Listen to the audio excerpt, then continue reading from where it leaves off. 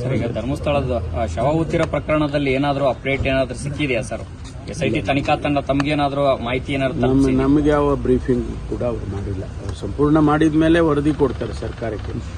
ಅದು ಬ್ರೀಫಿಂಗ್ ನನಗೆ ಯಾವುದನ್ನು ಮಾಡಿಲ್ಲ. ನಮ್ಮಲ್ಲಿ ನಕ್ಸಲ್ಸ್ಗಳು ಇಲ್ಲ ಅಂತ ಹೇಳಿ ನಾವು ಡಿಕ್ಲೇರ್ ಮಾಡಿದೆವು. ಆ ಸಂದರ್ಭದಲ್ಲಿ ANF ಅನ್ನು ಡಿಸ್ಮ್ಯಾಂಟಲ್ ಮಾಡಬೇಕು ಅಂತ ಹೇಳಿ ಒಂದಿಷ್ಟು ಚರ್ಚೆ ನಡೀತು.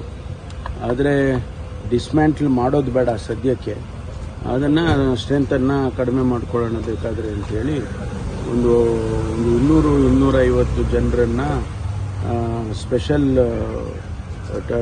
ಕೋರ್ಸ್ ಅಂತ ಹೇಳಿ ದಕ್ಷಿಣ ಕನ್ನಡ ಜಿಲ್ಲೆ ಮತ್ತು ಉಡುಪಿ ಜಿಲ್ಲೆ, ಶಿವಮೊಗ್ಗ ಜಿಲ್ಲೆ 3 ಜಿಲ್ಲೆಗೆ ಮಾಡಿದ್ದೇವೆ.